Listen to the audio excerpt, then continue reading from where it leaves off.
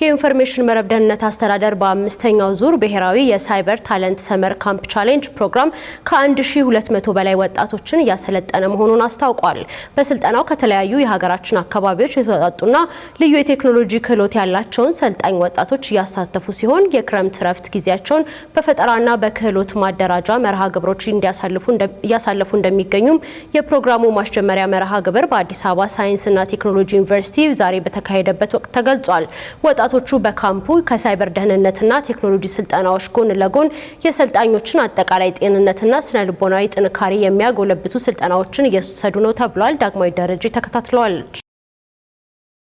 ኢትዮጵያ በተለያዩ ጊዜያት በመሰረታዊ ተቋማቷ ላይ ጭምር የሳይበር ጥቃት እንደሚቃጣባት ይገለጻል። የኢንፎርሜሽን መረብ ደህንነት አስተዳደር ይህንንና መሰል ጥቃቶችን ለመከላከል በርካታ የሳይበር ደህንነት ስራዎችን እያከናወነ እንደሚገኝም ይታወቃል። ከዚህም መካከል የሳይበር ታለንት ሰመር ካምፕ ቻሌንጅ ይገኝበታል። ዘንድሮም የአምስተኛውን ዙር ብሔራዊ የሳይበር ታለንት ሰመር ካምፕ ቻሌንጅ ፕሮግራም ማስጀመሪያ መርሃ ግብር በአዲስ አበባ ሳይንስና ቴክኖሎጂ ዩኒቨርሲቲ ያካሂዷል።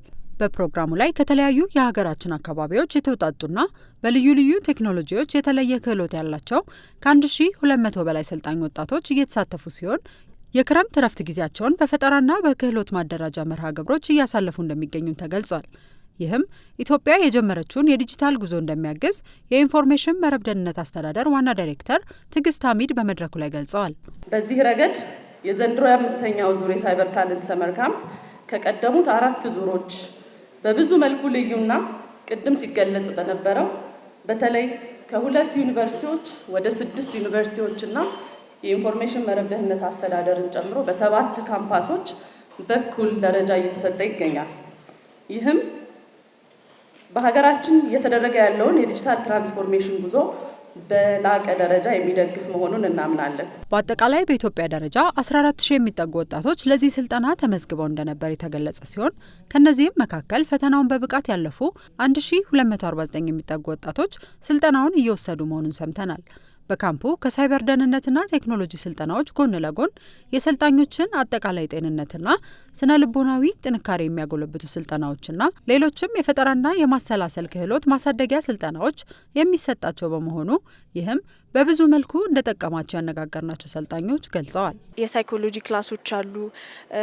የአካል ብቃት 11 ሰዓት ተኩል ላይ ወተን የምንንቀሳቀሳቸው የአካል ብቃቶች ላይክ ንቁ እንዲያደርጉን ምንወስዳቸው ነገራቶች አሉ። ፕላስ የቼዝ ክላሶች አሉ።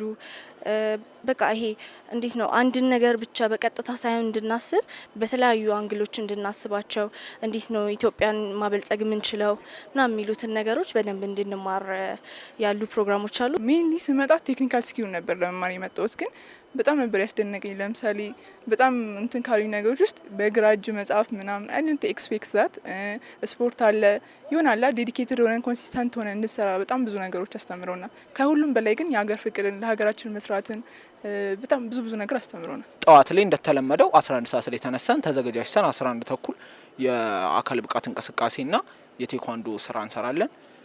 ከዛ የቼዝ ደግሞ እንደሚታወቀው በሁለት አይምሯችን እንድናስብ የሚያደርገን 2 ሙቭ ቀድመን እንድናስብ የሚያደርገን ጨዋታ ስለሆነ የቼዝ ልምምድ አለን።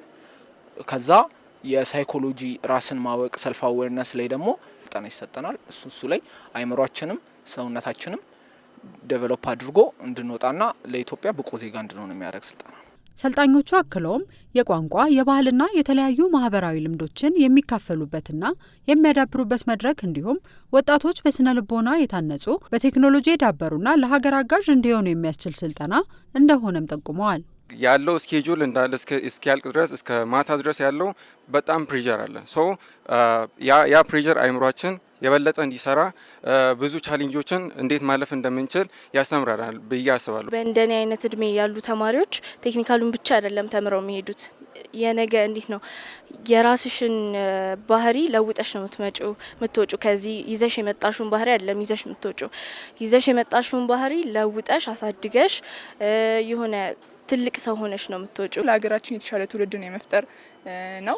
ሲቀጥል ደግሞ እኔ አስተማሪኝ ብዬ ማስበው አንድ ኮንሲስተንሲን፣ ዴዲኬሽን እና ለሀገሬ ምን ወደፊት ምን እሰራለሁ የሚለውን ነገር እንዳስብ አድርጎኛል። ከዚህ ቀደም በነበሩት ዙሮች በርካታ አሰልጣኞች መሰልጠናቸው የሚታወስ ሲሆን ሰልጣኞቹ ከካምፑ ከወጡ በኋላ ያሉበት ሁኔታ ምን ይመስላል ስንልም የኢንፎርሜሽን መረብ ደህንነት አስተዳደር የሳይበር ልህቀት ማዕከል ዳይሬክተር የሆኑትን ቢሻው በየነን ጠይቀናቸው ነበር። አገሪቷ የሚቃጣባትን የሳይበር ጥቃት መከላከል የሚችሉ ወጣቶችን ማፍራት ነው።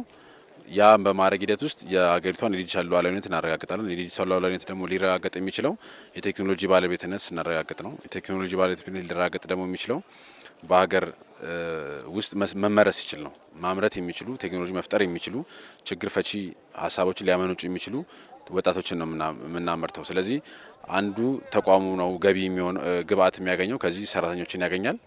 ሁለተኛው የቁልፍ መሰረተ ልማት የሚያስተዳድሩ ተቋማት ከዚህ ውስጥ ሰራተኞችን ያገኛሉ። ሌላ ደግሞ በራሳቸው ሀሳብ ፈጥረው ስታርታፕ መስርተው ካምፓኒ መስርተው ድርጅት መስርተው እየተገበሩ ያሉ ወጣቶችን ከዚህ ያወጣናል። በአራቱ ዙር የኢንፎርሜሽን መረብ ደህንነት አስተዳደር ከዚህ ቀደም በብዙ ዘርፍ የበርካታ ወጣቶችን ልምድና ክህሎት ለማዳበር የሚያስችሉ ተመሳሳይ የካምፕ ፕሮግራሞችን ሲያከናውን መቆየቱ ይታወሳል።